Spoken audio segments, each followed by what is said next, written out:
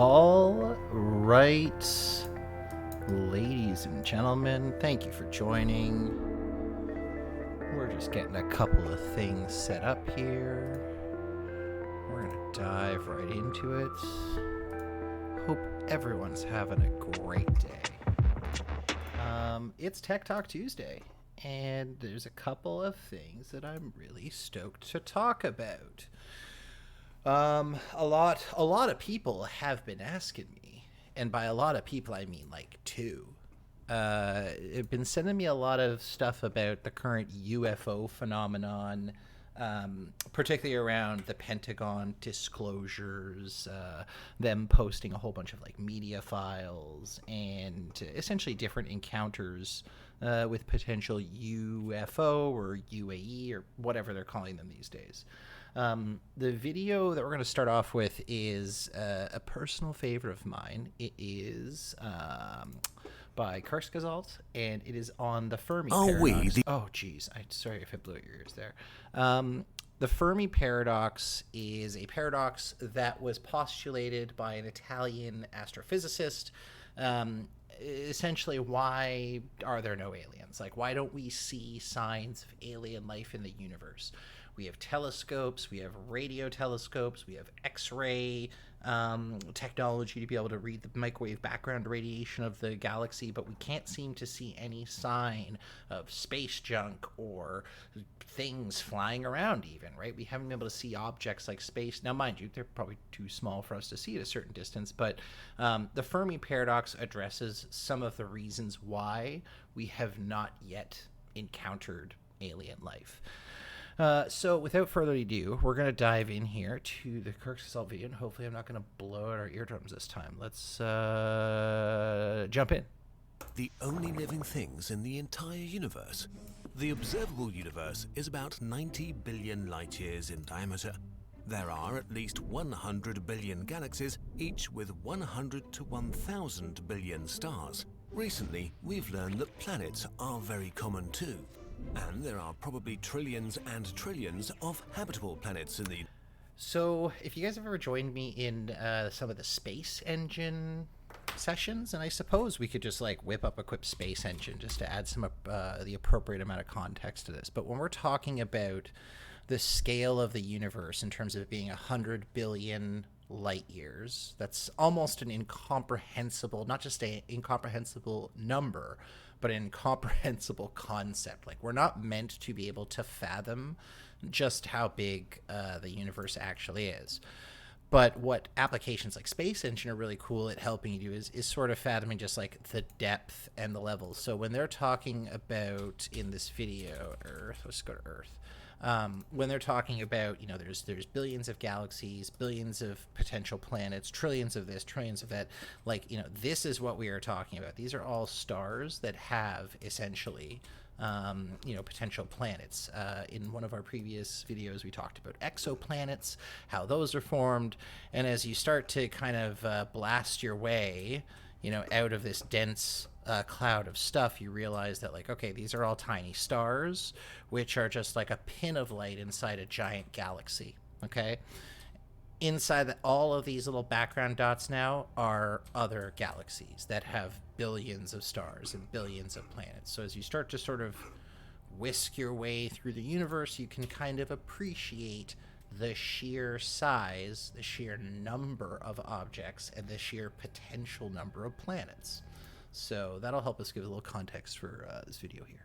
Universe, which means there should be lots of opportunity for life to develop and exist, right? But where is it? Shouldn't the universe be teeming with spaceships? Let's take a step back. I love the intro to this. Even if there are alien civilizations in other galaxies, there's no way we'll ever know about them. Basically, everything outside of our direct galactic neighborhood, the so-called local group, is pretty much out of our reach forever, because... Oh, I'm going to stop right here, because this is another important point to hammer home. The local group, let's see if we can look at...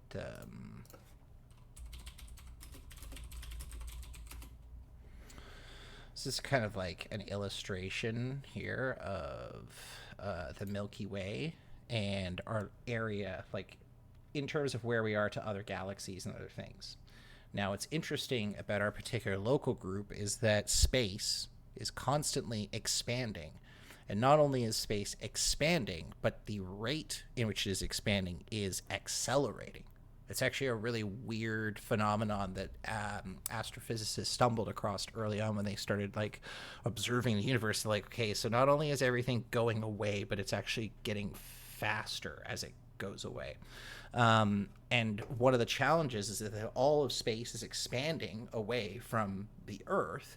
So are our neighbors, right? And if that speed is faster than they have the capability to travel at, it basically makes space completely, most of the universe, completely like inaccessible to space travel.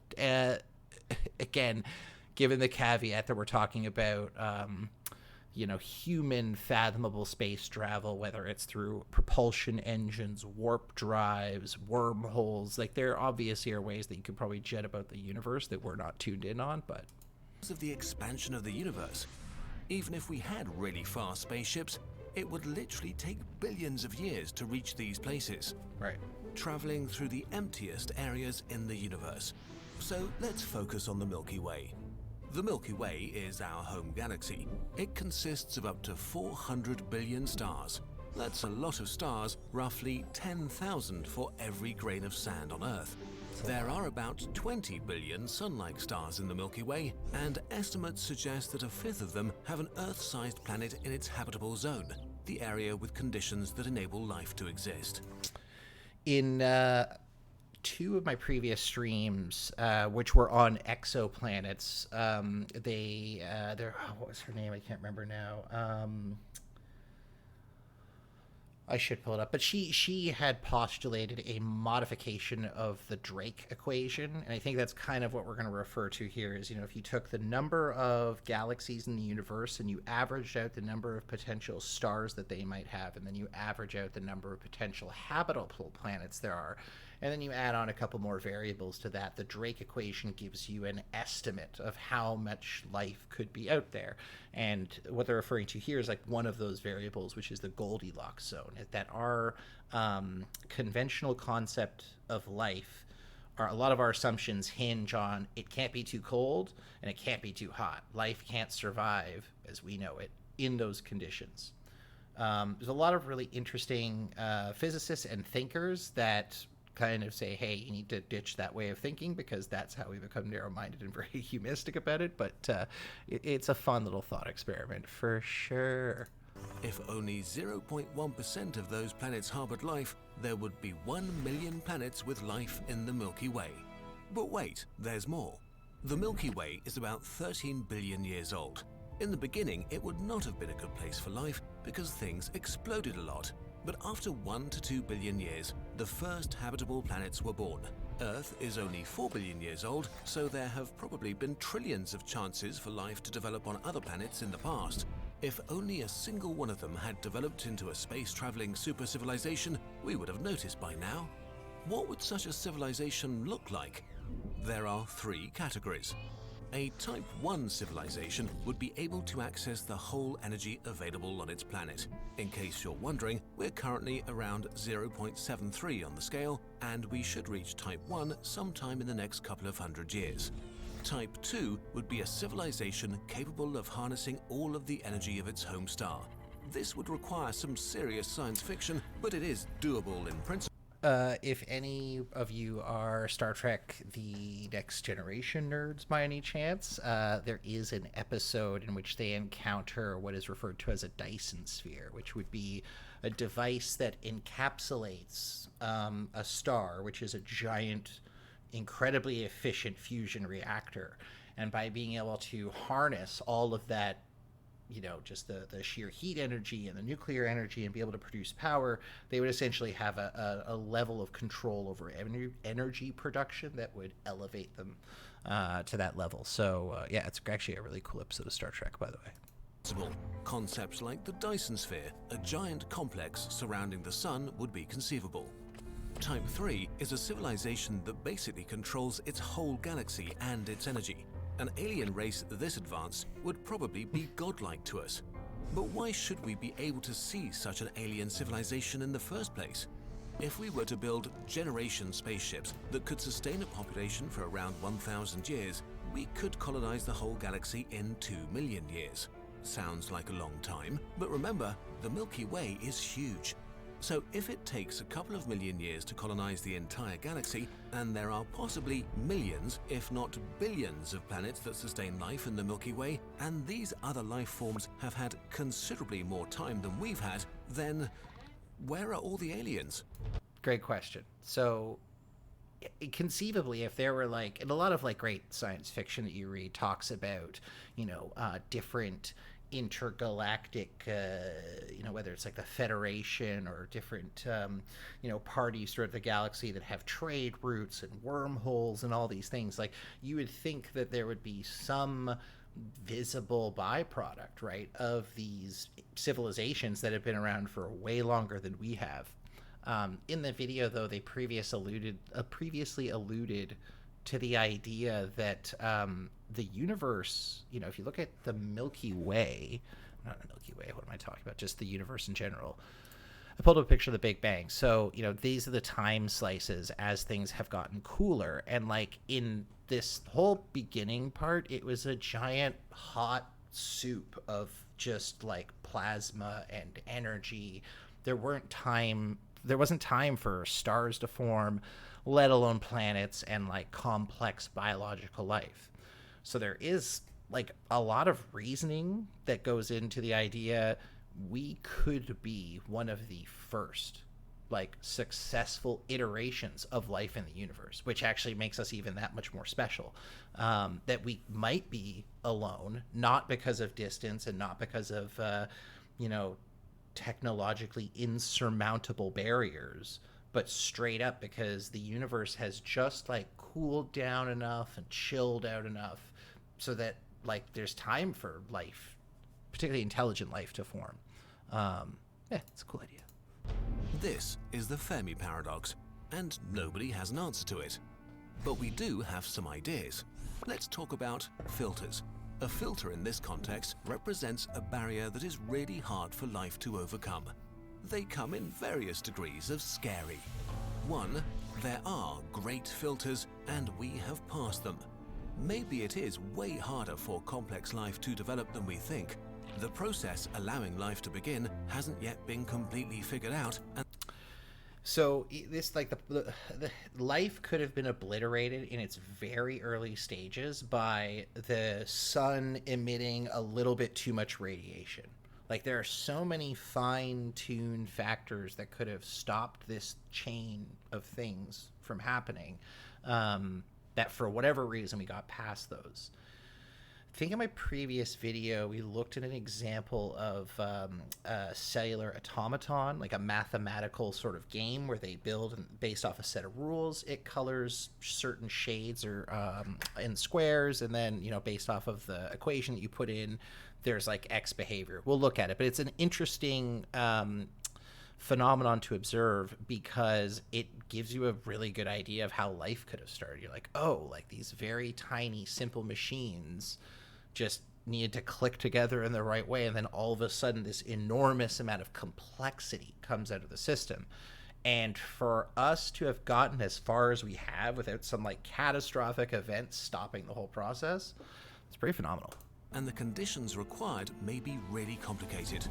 Maybe in the past, the universe was way more hostile, and only recently have things cooled down to make complex life possible. Kind of what I said. This would also mean that we may be unique, or at least one of the first, if not the first, civilization in the entire universe. 2, there are great filters, and they are ahead of us. This one would be really, really bad. Maybe life on our level exists everywhere in the universe, but it gets destroyed when it reaches a certain point, a point that lies ahead of us. For example, awesome future technology exists, but when activated, it destroys the planet. The last words of every advanced civilization would be, "This new device will solve all of our problems once I push this button." If this is true, then we are closer to the end than the beginning of human existence. Or maybe there is an ancient Type 3 civilization that monitors the universe, and once a civilization is advanced enough, it gets eliminated in an instant. Maybe there is something out there that it would be better not to discover. There is no way for us to know. See, the Borg. Totally, like, don't find. I think that's what's in the top right here. It's like, stay away from the Borg, guys, at all costs. One final thought, maybe we're alone. Right now, we have no evidence that there's any life besides us. Nothing. The universe appears to be empty and dead. No one sending us messages, no one answering our calls. We may be completely alone, trapped on a tiny moist mud ball in an eternal universe. Does that thought scare you? If it does, you're having the correct emotional reaction. If we let life on this planet die, perhaps there will be no life left in the universe. Life will be gone, maybe forever. If this is the case, we just have to venture to the stars and become the first Type 3 civilization to keep the delicate flame of life existing and to spread it until the universe breathes its final breath and vanishes into oblivion. The universe is too beautiful not to be experienced by someone. This video was made possible by your support. It takes I will say that it is an incredibly, like, human-centric and, like, I think it's important, especially with, like, recent developments in the news with, like, that the finding of all these, you know, buried Indigenous children, that we acknowledge, you know, sort of these, like, there's just things about the human spirit that are colonial. Like, we want to colonize the entire, it's in our DNA, you know, we want to spread, we want to take over, we want to proliferate. And so it's funny that they're just like, hey, we're so great, like, we should just keep going all over the universe, right? It'd be nice if we could reach a more, like, Star Trekian kind of equilibrium in humanity before we start going and meeting other people, but, you know, I'm not the boss. There are probably... Oh my god, I'm so sorry. Volume. Yeah, I'm not the boss, guys. So this next video is a follow-up to that. Pretty short, but it's some solutions or potential ideas for the Fermi Paradox, why we haven't seen them. And I don't think they revolve particularly around prime directive stuff, but we're going to see what... I can't remember exactly what they talk about, so let's let them talk about it. 10,000 stars for every grain of sand on Earth in the observable universe. We know that there might be trillions of planets, so where are all the aliens? This is the Fermi Paradox. If you want to know more about it, watch part 1. Here, we look at possible solutions to the Fermi Paradox. So, will we be destroyed, or does a glorious future await us?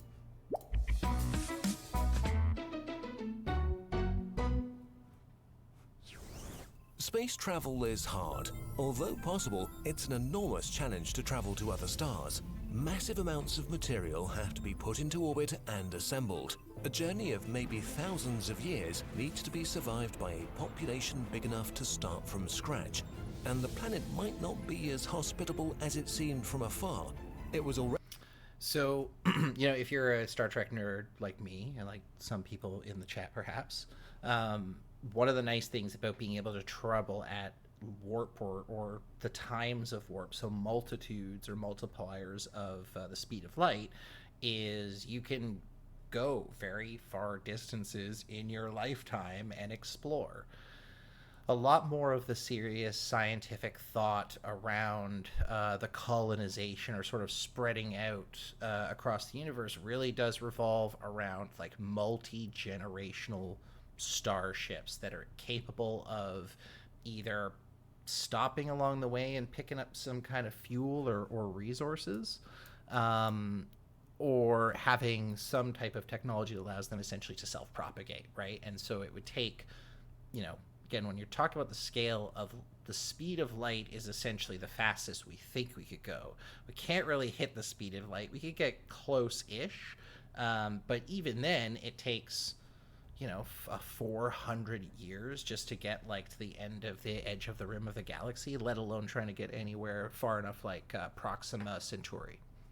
Already extremely hard to set up a spaceship that could survive the trip. An interstellar invasion might be impossible to pull off. Also, consider time.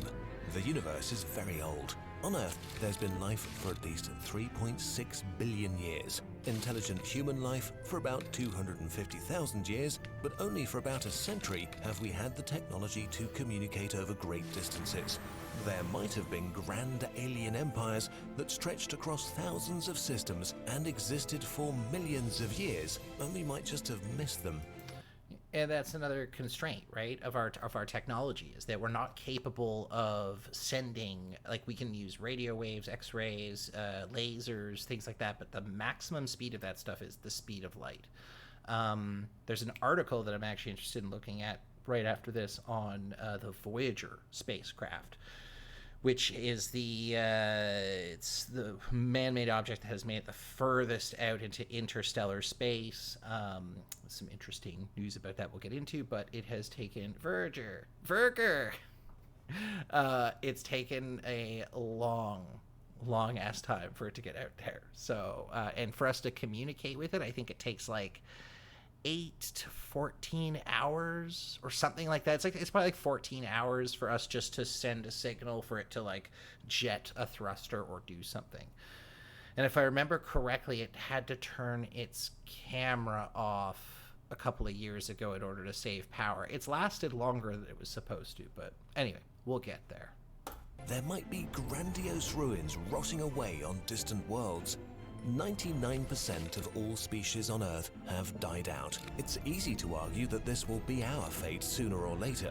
Intelligent. There's actually there's this really cool book that my parents had. It was like a collection of artists' renderings of like far off worlds that have been like destroyed or no longer populated. So it'd be these like mammoth ships floating through space that were just like decaying, or like a bunch of like what would look like almost like TIE fighter type things crashed into the sand, and the pilots are just like dead, like clearly some kind of horrific war has happened. It was a very cool. I'm gonna see if I can find some caps from it, if I can remember the name of it. Life may develop, spread over a few systems, and die off over and over again. But galactic civilizations might never meet, so maybe it's a unifying experience for life in the universe to look at the stars and wonder, where is everyone? But there is no reason to assume aliens are like us, or that our logic applies to them. It might just be that our means of communication are extremely primitive and outdated. Imagine sitting in a house with a Morse code transmitter. You'd keep sending messages, but nobody would answer, and you'd feel pretty lonely. Maybe we're still undetectable for intelligent species, and will remain so until we learn to communicate properly. All right, so let's talk very quickly, and I get into I have this conversation with my friends when we get high and talk about aliens and stuff like that. I would think, and this is again my own very human-centric opinion of this, but I would think to a certain extent that if there are alien civilizations out there, they would adhere to some form of the Prime Directive, which is not to fuck with civilizations that aren't ready to handle knowing that they're not alone in the universe. So like primitive civilizations that have not achieved a certain level of technological mastery. So, there could be some technology that we still need to grasp or be able to take a hold of before the aliens are like, okay, you guys are starting to like get the hang of things now. Now, that Prime Directive may not actually even reside in some kind of moral fortitude. We can't assume the aliens like just want to be good people. There could be other really good reasons for them not disturbing us. Like, oh, well, like we want that planet later. If we let them know we're there, they're going to blow it up and they're going to run out of resources. So we're just going to let them die. There's a ton of reasons why aliens would have really good motives not to let us see them.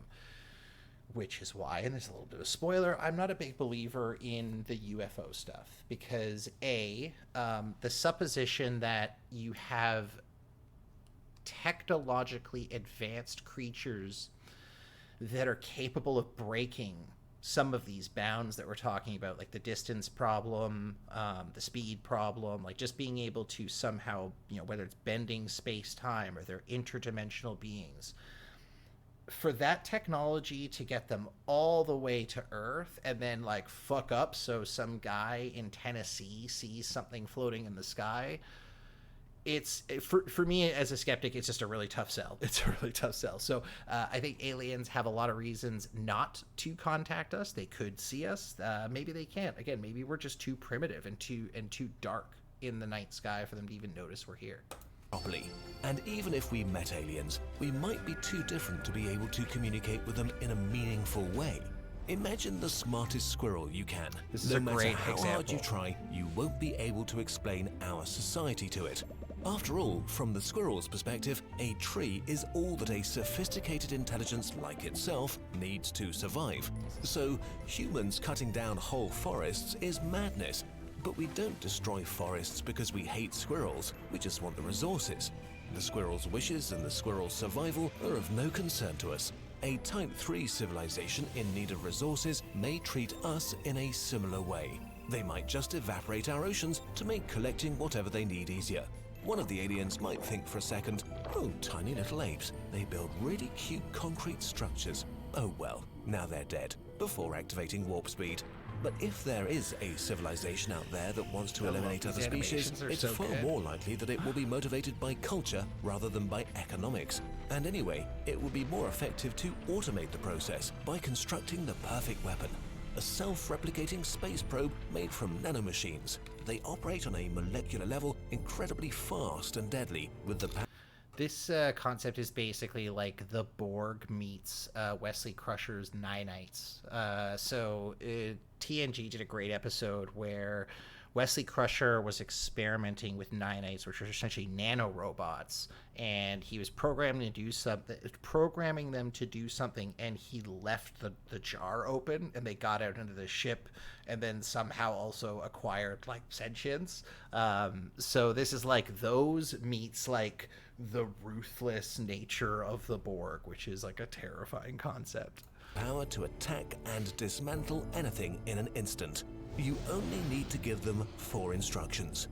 1. Find a planet with life. 2. Disassemble everything on this planet into its component parts. 3. Use the resources to build new space probes. 4. Repeat. A doomsday machine like this could render a galaxy sterile in a few million years. But why would you fly light years to gather resources or commit genocide? The speed of light is actually not very fast. If someone could travel at the speed of light, it would still take 100,000 years to cross the Milky Way once, and you'll probably travel way slower. There might be... So, it's a really important point to hammer home just really quickly, because one of the first things when I started playing around in Space Engine was I couldn't believe how slow light speed is. So let's go to Earth real quick here, for example. Beautiful. What a beautiful... Look at that. Look at that guy. Isn't that a beautiful... It's not even a guy. It's like it's just a beautiful, beautiful place. Mother Earth taking care of everybody, right? So if we're traveling, you can see my velocity at the top of the screen, and right now we're going at about... that's a little over light speed. So, you know, if you're going light speed, you're really not going to get very far in the universe. It's going to take a very long time to get anywhere, which is why a lot of interesting science fiction plays around with the idea of, like in Star Trek, they use a subspace. So they actually slip into a pocket of time-space that allows them to overcome the friction of regular space, and thus they can go multitudes of that speed. In terrifying movies like Event Horizon, they actually bend space to bring those 2 points together by curving the very fabric of space-time, and thus opening a hellish dimension to unleash horror on the Earth. So it might be a good idea not to like fuck with space-time too much, I guess, is the point that I'm trying to make here. Also, welcome One Cool Pig Man. Be way more enjoyable things than destroying civilizations and building empires. An interesting concept is the Matryoshka brain, a megastructure surrounding a star. Pigman, one thing, we are definitely going to get to that very important tech topic that you sent me in chat. We'll get to that in a little bit, I promise. It's also, by the way, tonight's stream is brought to you by Doink Coin. It's a new coin that we're in the process of minting, and every chatter tonight that chats in chat is going to get 1,000 Doink Coin. The value of Doink Coin right now, which might surprise you, is nothing. It is worth absolutely nothing. But for those of you who are around, you can send me your wallet addresses, and in the next couple of days, we will deposit 1,000 Doink into your account. So respect the Doink Coin. A computer of such computing power that an entire species could upload their consciousness and exist in a simulated universe. Potentially, one could experience an eternity of pure ecstasies without ever being bored or sad. A perfect life. If built around a red dwarf, this computer could be powered for up to 10 trillion years. Who would want to conquer the galaxy or make contact with other life forms if this were an option? All these... Sorry, but Pigman, just to not to cut off the stream here, but this is important. I happen to know an artist who's fairly talented. Might be in the chat actually. Once we get to affiliate status and I can actually build an icon, or like an emote, we gotta have Doink Coin. Doink Coin will be the emote of the Son of Mogs channel. So. These solutions to the Fermi Paradox have one problem. We don't know where the borders of technology are. We could be close to the limit or nowhere near it, and super technology awaits us, granting us immortality, transporting us to other galaxies, elevating us to the level of gods. One thing we do have to acknowledge is that we really don't know anything. Humans have spent more than 90% of their existence as hunter-gatherers. 500 years ago, we thought we were the center of the universe. 200 years ago, we stopped using human labor as the main source of energy. 30 years ago, we had apocalyptic weapons pointed at each other because of political disagreements. In the galactic timescale, we are embryos. We've come far, but still have a long way to go. The mindset that we really are the center of the universe is still strong in humans, so it's easy to make arrogant assumptions about life in the universe. But in the end, there's only one way to find out, right? Hey everybody, we finally have our own subreddit. Come by for surveys, discussions about future videos, FAQs, and stuff like that. This video was made possible by your support on Patreon. If you want us to make more videos and maybe get your own bird avatar in return, that'd be sick. Check it out. Yeah, guys, support Kirkgazalt if you can. It is absolutely worth it. They churn out a ton of just really, really great content and are fairly accountable in the stuff that they produce, and also making sure that they make the research that they do available. They've even retracted a couple of videos because they've gotten stuff wrong.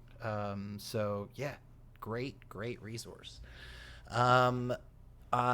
This is perfect timing to go into this interesting little story about Voyager. So this is what I was talking about. It's detected a mysterious cosmic hum.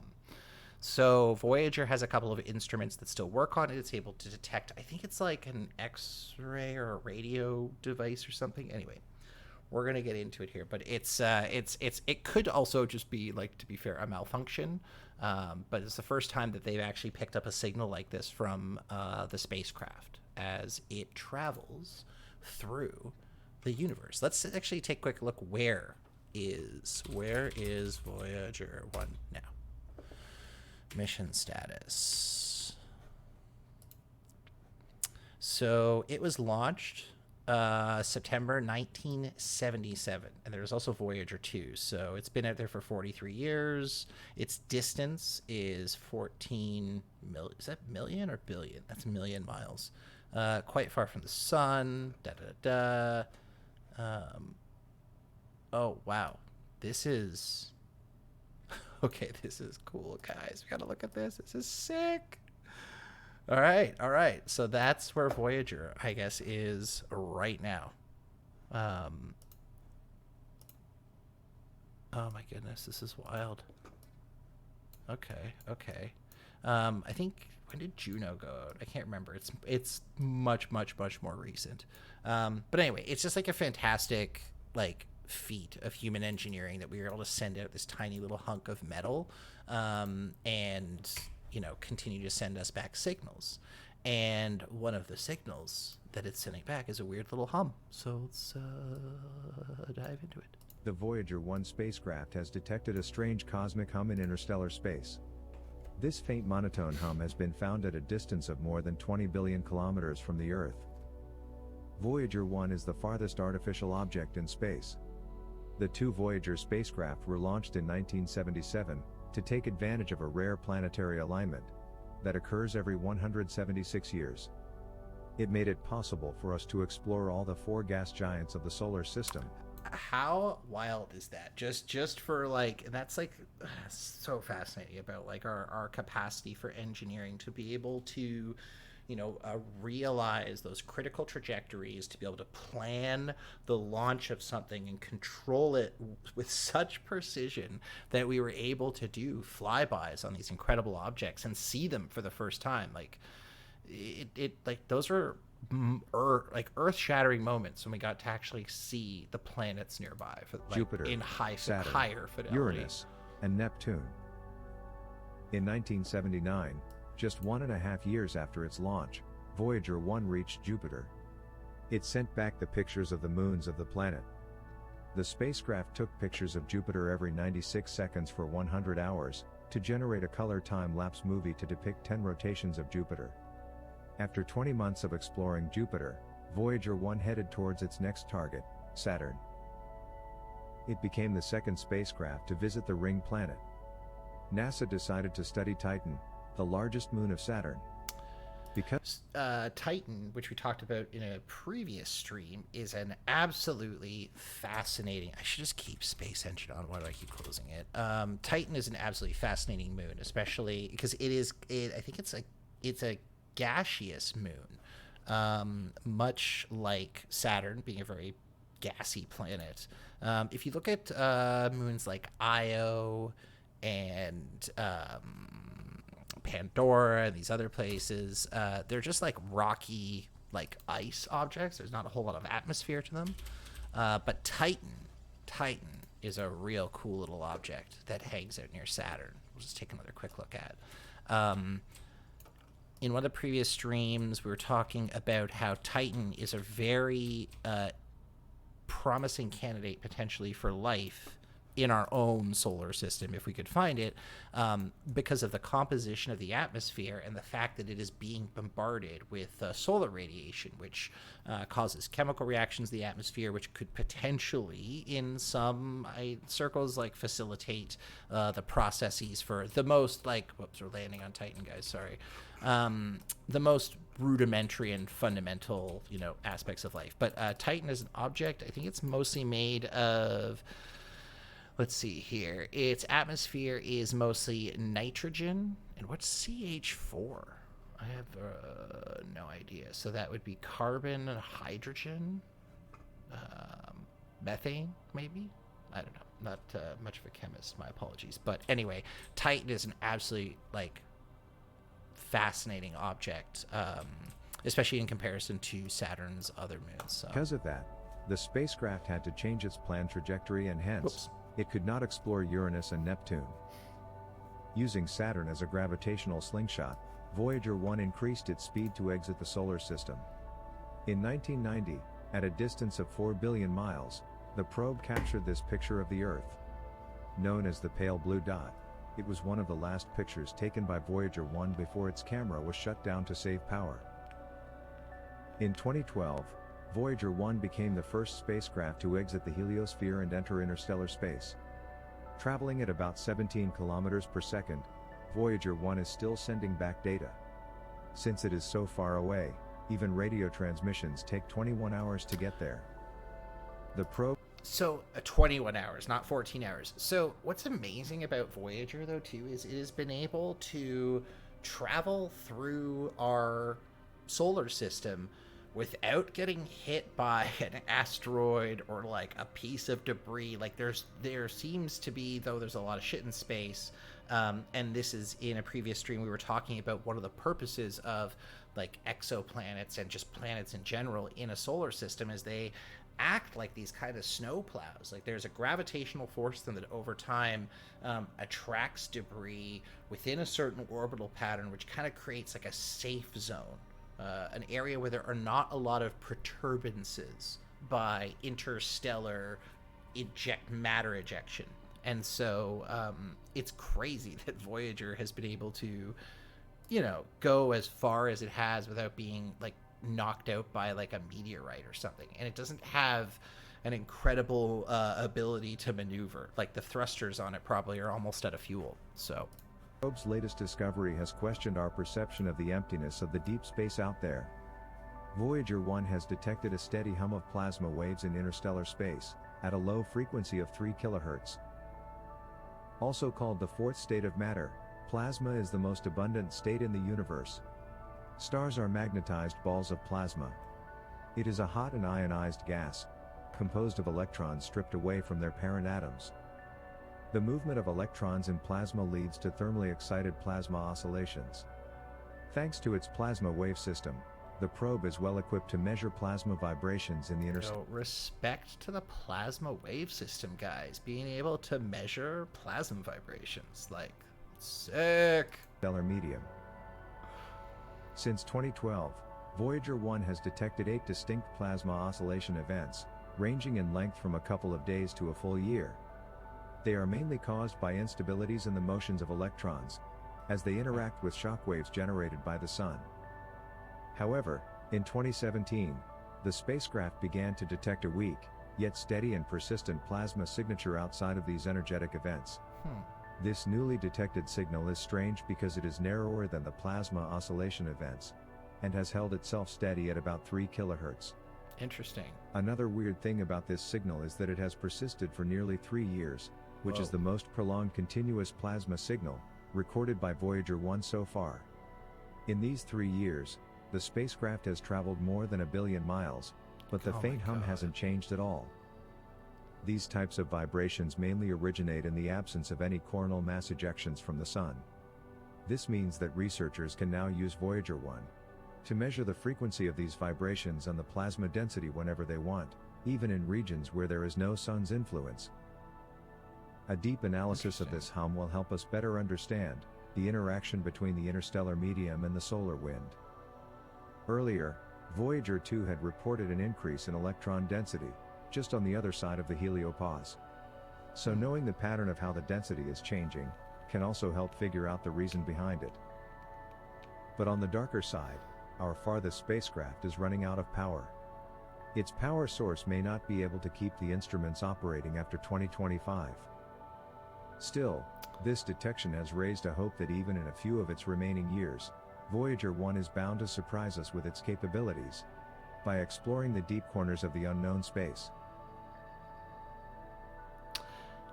That's insane. Like, again, just the level of technological precision to stay in contact with this fucking, like, dinner plate that is just floating through the darkness. Like, what an incredible... I would not want to be an eye on Voyager, because that would be a very sad and lonely existence. But I think... if you guys don't know, I think this is about the golden record. I don't think I'll watch the whole video. But on the Voyager spacecraft, they've essentially put these golden records onto... or inside of the casing, so that if a alien civilization was to find it, they could use the information off of that plate to get some basic info on us. Like, we're human, we're based on carbon, here's where we are. I should just show you a picture of the Voyager plates. So this is what they actually look like. They're big metal plates. I think they're actually gold, I believe. And there's instructions on like how to rotate it, how to use the stylus, how to convert it, the analog signal into a digital signal, and then it gives us some basic facts about people and Earth and who we are as a civilization. I think there might even be some music encoded on it, but yeah, it's wild. This just dinner plate is out there floating, and we're controlling it. All right, I think it is time to shift gears a little bit. So we've been talking about aliens, we've been talking about space, we've been talking about Voyager. We got to talk about some tech, though. There have been some very interesting new news stories. I'm just going to close Space Engine finally because I don't think I need it. So first off, let me address what my friend sent me here, because this seems to be an interesting mystery. Okay, so I built this while tripping. No idea what it does. Not trying it either. $75. All right. Okay, let's get into it, guys. I don't even know, like, okay, so I do know where to begin. I would start at the bottom here. So this it looks like a gun to me. Like the shape of it, like this seems to be some kind of a handle. There is clearly some kind of a power transfer going on between these parts of the stick. That looks like it looks like he put this onto. Have you ever done painting and he got those wooden sticks to stir the paint up? It looks like that's what he built it on. It could be some kind of a stun gun, a ray gun. I really have no idea, but it looks awesome. And I'm not gonna lie, like I'm enough of an idiot with disposable income that, like, if I saw this or if I lived in Baxter, Tennessee, which is I guess this is, I might buy this. Like, I might actually think about purchasing this and putting it on my wall because, at the very least, it's an absolutely incredible story to tell.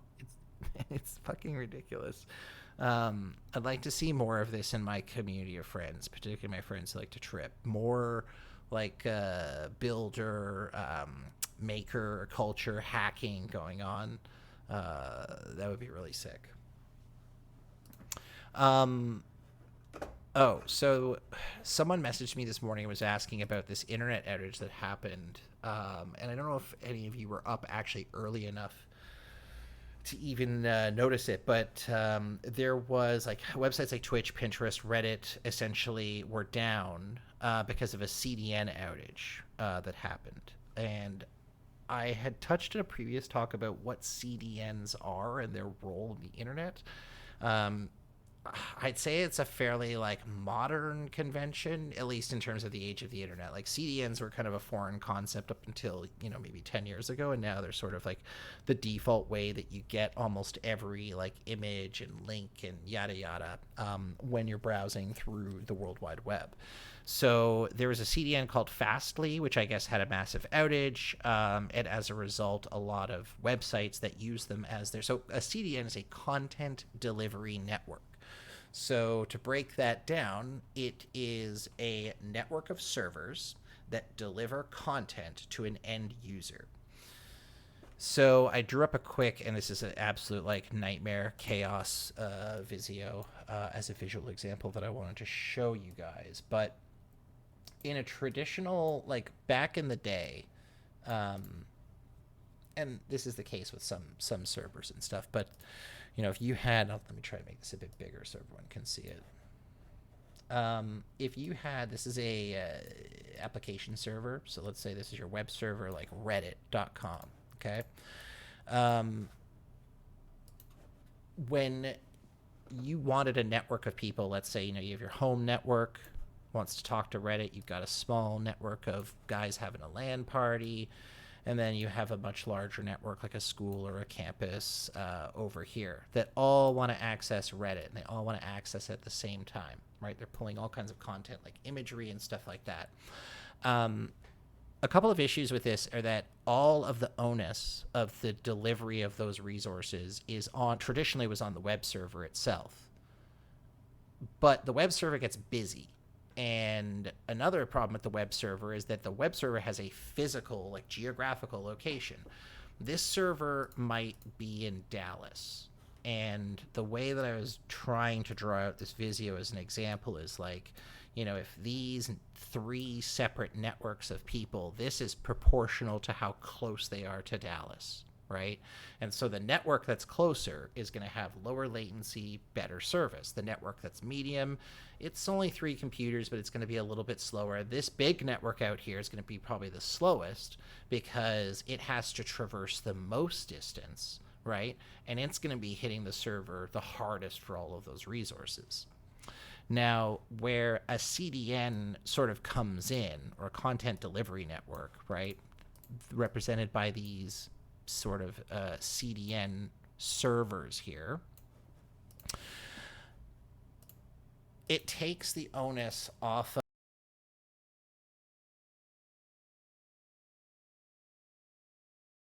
users.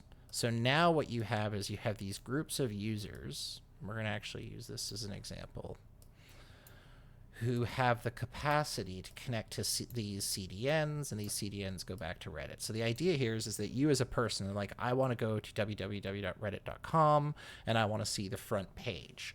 The majority of that content now is being served up to you from this CDN, which is pulling that information from Reddit. But there's like a replication schedule and a lot of fancy math that makes sure that all of that stuff happens in a way that is load balanced and keeps like high uptime for the user and increases their ability to access that content, right? So the great thing about using CDNs is that you can, first off, you can scale them. So if you know you have an area that's a bit further away, you can put the CDNs much closer to those users. So rather than these guys having to wait to go all the way back here to get to Reddit, it's just boom, right away. I'm connected to where I'm getting the content that I want. Again, everything is hosted on Reddit, but the content, the pictures, all that stuff is being fed by the CDN. And CDNs also do some web traffic, but we're not going to get too deep in the weeds there. So what happened today? These broke. Like, these just went bye-bye. So as soon as the CDNs went down, essentially the majority of the content that wants to get back to Reddit just couldn't get there. So that's one of the disadvantages of some of these new distributed methodologies of computing bring, is that, like, if you're putting all of your money in a CDN like Fastly, or I'm sure you guys have seen like let's see here, Cloudflare, where 404, like, you guys have probably, or a 502, you've probably seen stuff like this, right? So there's you talking to the Cloudflare server, but they can't talk to the host. So when services like Cloudflare, Fastly, suffer, whether it's like a ransomware attack or denial of service attack, or just a critical piece in their infrastructure fails that binds all of their CDNs, their content delivery networks together, that's when you're going to have major blips in the internet. And though the services and the underlying architecture that these organizations have built to deliver us this stuff are insanely powerful. Like, it's incredible how quickly we can deliver content to users, how scalable it is. It's great in terms of the product. The problem is that we're putting all our money in with like one particular company, and if their service fails, then sometimes like large backbones of the internet fail.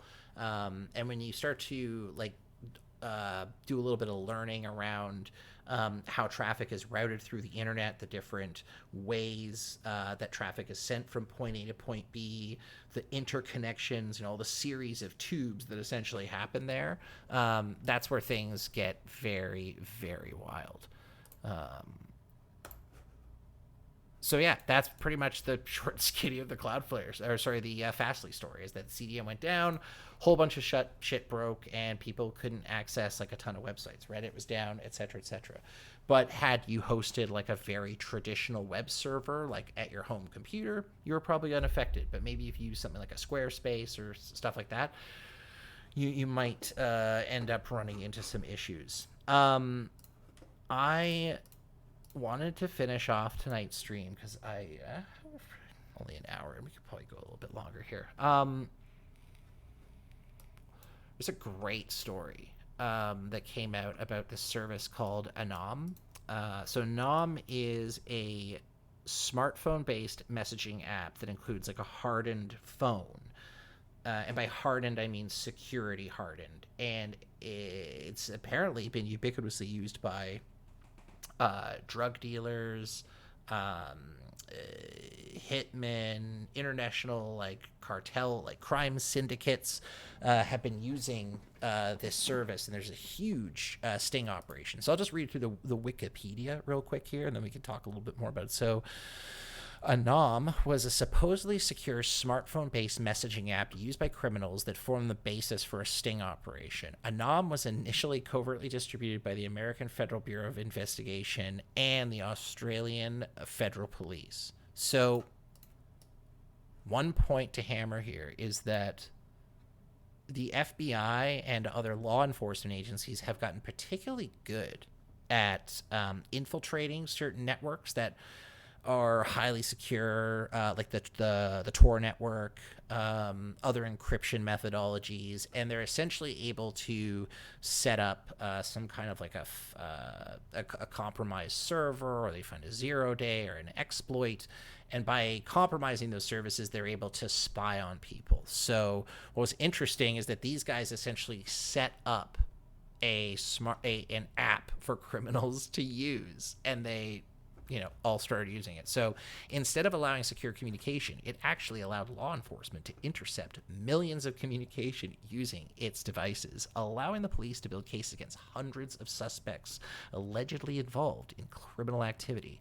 More than 800 people were arrested in 16 countries. The FBI named the Operation Trojan Shield, with the Australian police giving it Operation Ironside. So the shutdown of the Canadian secure messaging company Phantom Secure in March 2018 left international drug traffickers in need of an alternate system for secure communication. Around the same time, the San Diego FBI branch had been working with an individual who had been developing a next-generation encrypted device for criminal networks. This person was facing charges and cooperated with the FBI in exchange for a reduced sentence. The individual offered to develop a NOM and then distribute it to criminals through their existing networks. So they busted a guy. They caught a fucking guy who was working in secure encrypted communication spaces for high-level criminal syndicates, right? Developing communication technologies for these people to commit all kinds of crimes. He gets busted, and in exchange for a reduced sentence, they leverage his credibility in this space to build a smartphone platform that essentially ensnared all of these people. It's absolutely it's brilliant. I'm not even mad. The first communication devices with a knob were offered by the informant to 3 former distributions of the Phantom Secure in October 2018. The FBI also negotiated with a third unnamed country to set up a communication interception, but based on a court order that allowed passing of the information back to the FBI. Since October 2019, Anom communications have passed into the FBI from this third country. So they have been piping all of that into some proxy state, and then essentially upticking the information and doing something with it, which is just like, again, this is amazing. Distribution and usage. The Anom devices consisted of a messaging app running on smartphones that have been specially modified to disable normal functions such as voice, email, and location services. So this is what I mean by like hardened phones. When the president of a country gets a device, they've usually had certain things disabled in that device to prevent it from spying on them surreptitiously. So after checking the normal functionality was disabled, the message apps installed on the phones and then communicated with one another via supposedly secure proxy servers. All messages sent on the phones were copied to servers controlled by the United States Federal Bureau of Investigation and decrypted using a private key attached to the message. As opposed to law enforcement agencies having remote access to devices. The devices also had a fixed identification number assigned to each user, allowing messages from the same user to be connected. So one of the things in encrypted secure messaging is you're not supposed to be able to identify who that person is, so you can't string all of their messages together. They obviously had compromised that functionality. You know, guys, I forgot. I've been meaning to have this like on the whole time. A really wonderful friend of mine, Rob Jansen, wrote a very sick theme song for the channel. I'm just going to keep put on the background here because I respect what a great job he did of it. And anyway, all right, cool. There are about 50 devices distributed in Australia for beta testing in October 2018. The intercepted communication showed that every device was used for criminal activities, primarily being for organized criminal gangs. Use of the app spread through word of mouth. So what they did was they gave these phones out as an anonymous service, and it worked so well that they're like, yo, this is the shit, and it spread through the criminal like underbelly because they're like, yo, are you using anon? Like everything's on anon. Like that's how we're gonna stay safe. Meanwhile, the entire thing has been set up by the FBI. It's not just sending the messages, but it's sending the private keys to decrypt those messages and having user IDs tied to them. So again, they can sort of string things together in some, cohesive manner. So it spread through word of mouth. It was encouraged by an undercover agent, former drug trafficker. Hakan Ayek was identified as someone who is trusted and going to be able to successfully distribute this platform. And without his knowledge, was encouraged by undercover agents to use the devices on the black market, further expanding its use. After use of the devices requested smaller and newer phones, new devices were designed and sold. After a slow start, the rate of distribution of Anom increased from mid-July 2019. By October, there were several hundred users. By May 2020, there had been almost 12,000 devices with Anon installed, which about 9,000 were in use. Jesus Christ. So, anyway, so the FBI has since arrested an enormous number of people, and they're going to continue to arrest people. And if I was someone who had been using this app, I don't know, man, I'd be on the run big time. Absolute big time, because like this is one of the challenges with finding like a secure messaging platform that's actually not going to steal all your data or store it anywhere. I use like a VPN like Nord. I have absolutely no idea if they're trustworthy or not. It really is kind of security theater. Like maybe they do use like no logging VPN. Maybe there is a log somewhere. I have no way of independently verifying that, which brings me to my next fun little article, which is the concept of zero trust security. So assume everyone on the internet is out to get you and already has. So one of the protocols that the Bitcoin network is based off of is trustless trading. So the ability to actually make transactions with people without actually knowing who they are, but still being able to know you're sending it to the right person. So yeah, I'm just going to read through this article really quickly. So President Joe Biden's cybersecurity executive order signed on May 12th, 2021 calls for the federal government to adopt a zero trust architecture. This raises a couple of questions. What is zero trust security? And if trust is bad for cybersecurity, why do most organizations in government and private sector do it? One consequence of too much trust online is the ransomware epidemic, a growing global problem that affects organizations large and small. High-profile breaches, such as the one experienced by the Colonial Pipeline, are merely the tip of the iceberg. So ransomware is essentially when hackers or nefarious actors are able to install some kind of a piece of code on your computer that encrypts the data and locks you out of all your files, puts a text file on your desktop and says, if you want your shit back, pay me money or you're not going to get it back. And so the Colonial Pipeline was essentially shut down because of really bad cybersecurity, and the fact that they got hit by a really decently sophisticated ransomware attack. Just so you guys know, the guys who did this ransomware attack ended up getting caught. They ended up getting, when they went to like do the buy, I think the FBI raided them, which is just hilarious. So a recurring theme in many of these breaches is misplaced trust in vendors, employees, software, and hardware. We saw this with the SolarWinds hack.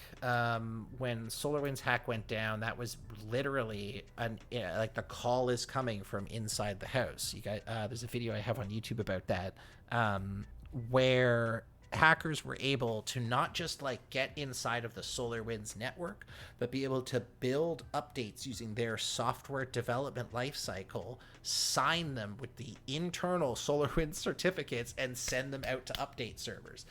There is nothing more legitimate looking than that in terms of like being compromised. So this is the kind of thing that we're starting to see more and more. So as a scholar of cybersecurity policy, as a scholar of cybersecurity policy with a recent report on this topic, I have been interested in questions of trust. I'm also the executive director of the Ostrom Workshop. The workshop's program on cybersecurity and intergovernance focuses on many of the tenets of zero trust security by looking at analogies including public health, sustainable development, and to build resilience in distributed system. So trust in the context of computer networks refers to systems that allow people to talk to other computers and access with little or no verification of who they are and whether they are authorized to have access. Zero trust is a security model that takes for granted that threats are omnipresent and outside networks. Zero trust instead relies on continuous verification via information from multiple sources. And in doing so, this approach assumes the inevitability of a data breach. Instead of focusing exclusively on presenting breaches, zero trust security ensures instead that the damage is limited and that the system is resilient and can quickly recover. So I can give you a great example of this in my world. So in the IT operations or ITOM world, if you are a company that is traded on the New York Stock Exchange, there's literally a U.S. Legislation called the Sarbanes-Oxley or the SOX legislation that holds you to a certain level of security standards, audits, and things like that.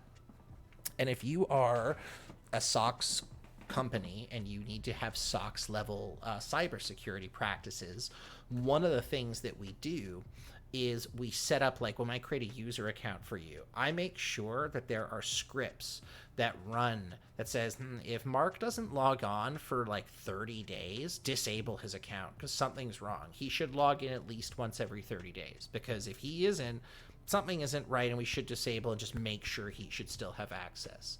So this is kind of an example of zero trust security where you set up stuff that essentially gates you to know like maybe something is up here and I'm going to block this person's access. That way the longest, like let's say someone had hacked an account, the longest they could potentially have access to it is X or Y or whatever. Okay, so using the public health analogy, a zero trust approach to cybersecurity assumes that an infection is only a cough, or in that case, a click away, and focuses on building an immune system capable of dealing with whatever novel virus is coming along. Put it another way, instead of defending the castle, this model assumes that the invaders are already inside the walls. It's not hard to see the benefits of a zero trust model. If the Colonial Pipeline Company had adopted it, for example, the ransomware attack would likely failed, and people wouldn't have been panic buying gasoline in recent days. And if zero trust security were widespread, the ransomware epidemic would be a lot less biting. So there's 4 obstacles to shredding trust, but there's at least 4 main barriers. But first, legacy systems and infrastructure are almost impossible to upgrade to become zero trust. This is an interesting point. Achieving zero trust security requires layered defense, which involves building multiple layers of security, not unlike a stack of Swiss cheese, but this is challenging in systems that were not built with this goal in mind because it requires independent verification to every layer. So an example of this would be in an application that we use OAuth, which is open authentication. It's a protocol that defines like how you and I should be able to talk to each other in a particularly secure way. And one of the things that OAuth does, and I'm actually going to have a friend of mine, we're going to do some business development stuff and talk a little bit about like different API methods and protocols and stuff like that. It's going to be a very deep, nerdy tech talk, but more on that to come. Anyway, when you look at OAuth, I'll show you guys actually. So the idea here, OAuth 2.0 workflow. Here we go. This is perfect.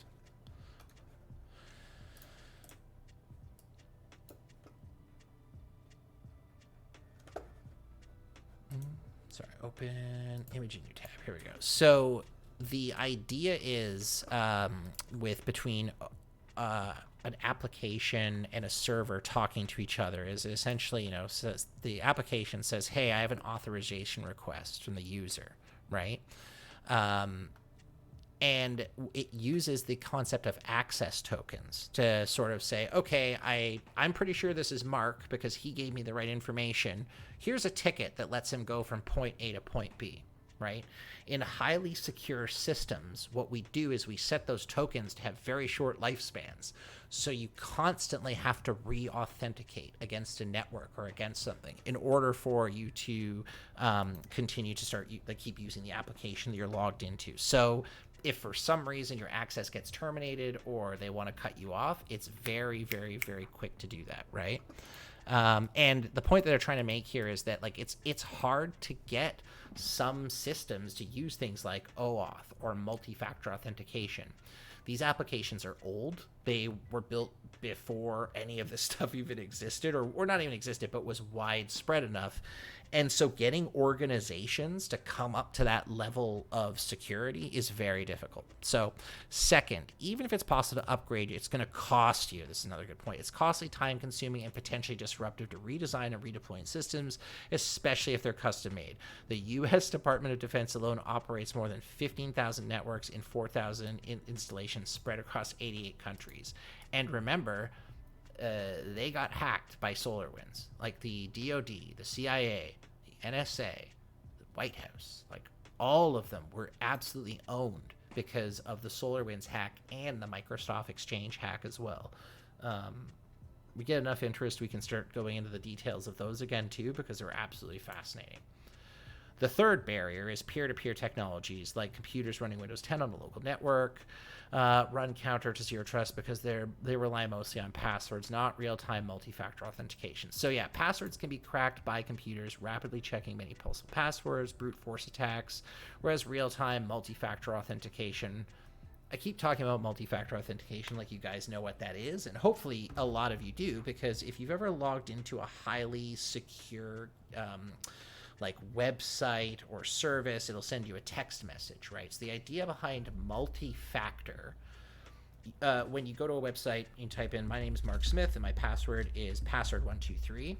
My password is one factor of authentication. It's like, okay, you know a secret that no one else is supposed to know. But I want to know something. I want another layer or another factor of authentication. So there's something that you know in your head, which is your password. But I'm also going to force something that you have to physically have. And that's a token or like an SMS, a pop-up in your Twitch that says, is this really you logging in? Whatever. So by having multiple layers or multiple factors of authentication, you increase your security.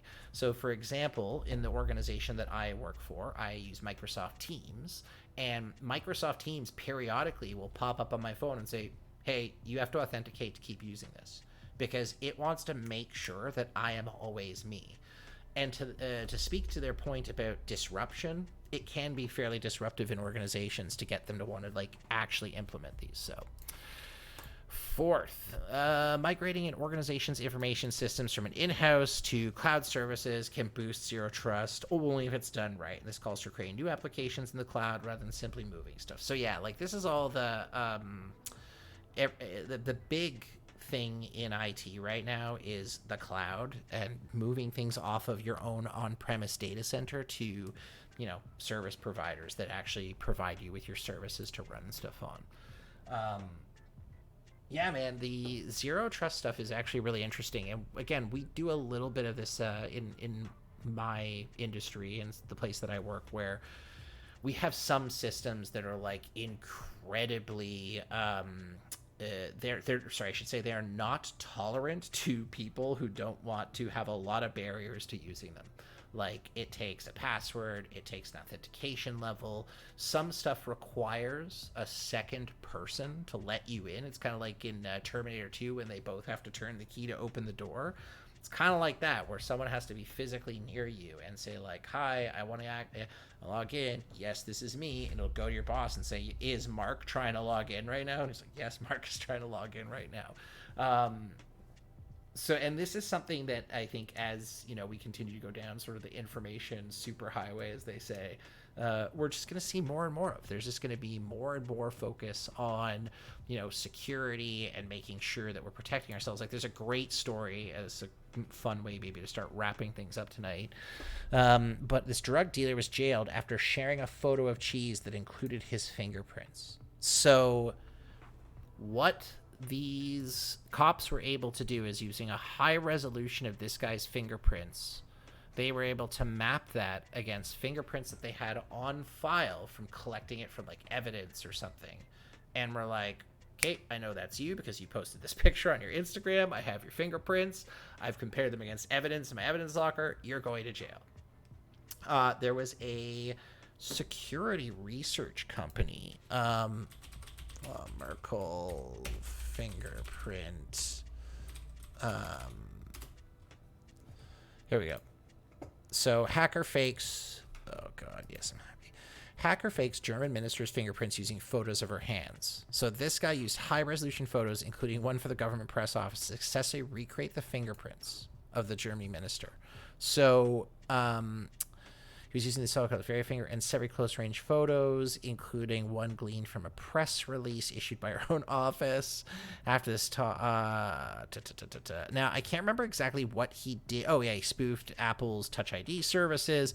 Like, this is the type of stuff that is going to be more as cameras and sensor devices become more prevalent, more sophisticated, better at listening and hearing and seeing.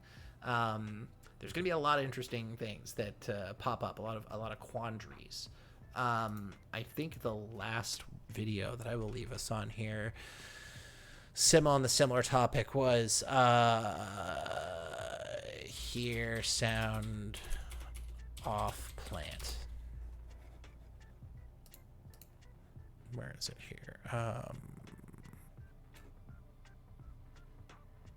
There we go. So there was I believe it was an MIT researchers that came up with this concept, and it is kind of fucking mind-blowing. So it's the visual microphone passive recovery of sound from video. So I'll give you a little pretext. What they do is they take a plant and they put it in a room behind glass. They then take a high-speed camera on the outside of that glass where you cannot hear anything inside the room, and they point it at the plant. They then have someone in the room sing, I think it's Old MacDonald Had a Farm, and then they're able to take the visual vibrations off of the plant and transcode that into sound. So prepare to have your minds blown just a little bit.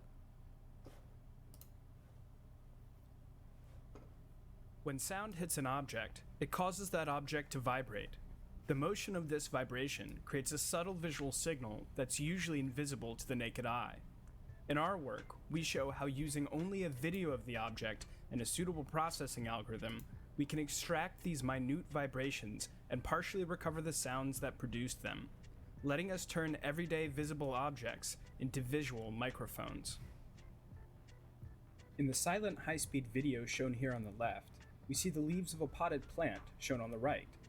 The video was recorded while a nearby loudspeaker played the notes to Mary Had a Little Lamb. That was Mary Had a Little Lamb, not Old MacDonald. Even when we play the video in slow motion here, the vibrations caused by the music are so subtle that they move the plant's leaves by less than 1/100th of a pixel, making the plant appear still to the naked eye. But by combining and filtering all of the tiny motion happening across the image that you see, we are able to recover this sound.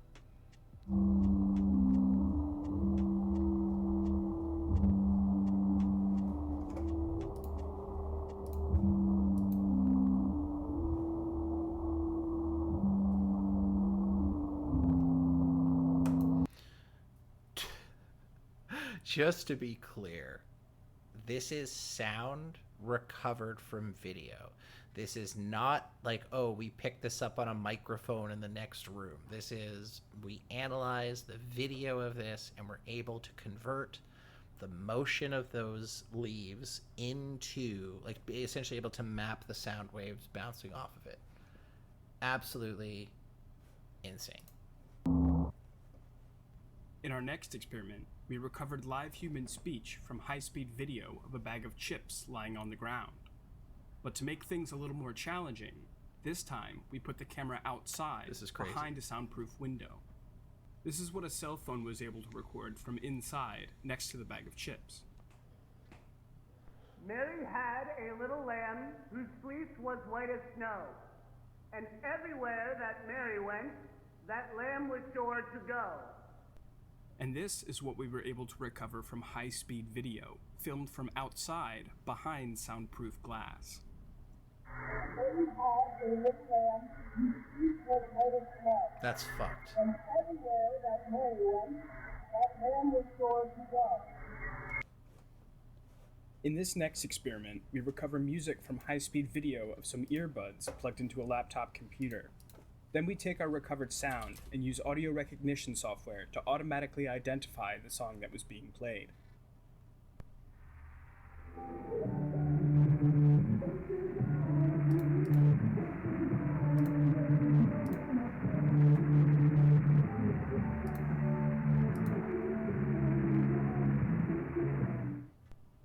That is Most frequencies of wild. audible sound are much higher than the frame rates of standard video.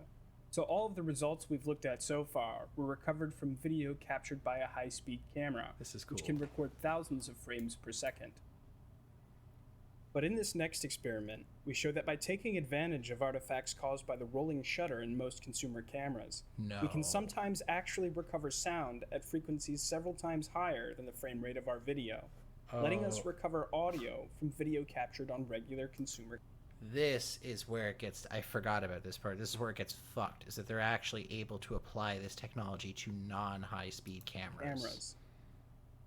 Here we see a 60 frames per second video of a bag of candy captured on a regular consumer DSLR. Guys, I just realized I didn't have dinner, and now all I want is candy. Fuck. While our Mary Had a Little Lamb music played through a nearby loudspeaker.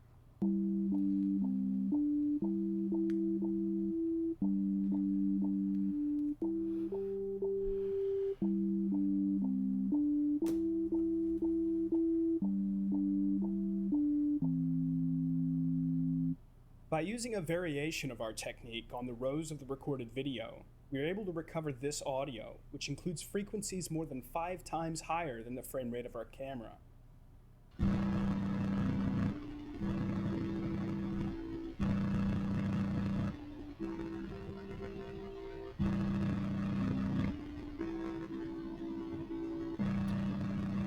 That's crazy. For more results, code, and analysis, visit our project webpage, linked in the video description below. All right, guys. It has been, it's not a very long stream so far, but I am hungry. I got to eat some dinner at some point. We have one last video that we're going to watch tonight. We're going to leave you guys with the spooky one here. Get everyone a little spooked before we go. It's just a fun, stupid little video of a, it's actually a great, what you would call it, fake video of aliens. So we're gonna end on this. Thanks everyone for coming and hanging out. It's good to see a couple of you in the chat. For those of you like Sam and One Cool Pigman, you guys earned yourselves 1,000 Doink coin. We'll get you set up with that in the very near future as soon as the coin launches. For right now, the cryptocurrency purely exists on paper, but it'll be in the ledger. It might not be a distributed ledger across the network, but it is a ledger nonetheless. Anyway, here we go, guys. Thanks for coming and hanging out. I appreciate all of you.